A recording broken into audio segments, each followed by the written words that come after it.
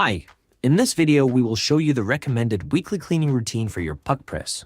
The tools you'll need during the following instructions are the Allen key that comes with the PUQ press, a brush, and a damp cloth. Start with pressing the set button. The tamper base will come down and CL will appear on the display. Remove the magnetic top cover. Loosen the tamper base Allen screw and remove it.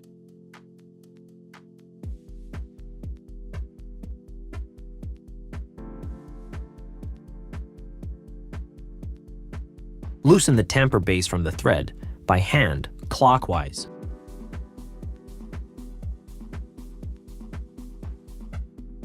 Clean the tamper base with a dry brush or cloth. Clean the thread and cavity of the upper clamp with a brush. Tighten the tamper base by hand, counterclockwise.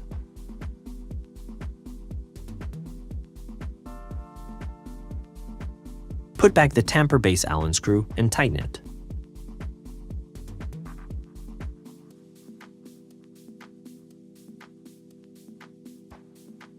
Click on the top cover. Press the set button. The tamper base goes back up. Wipe down the sensor, the lower clamp, and the ground basket.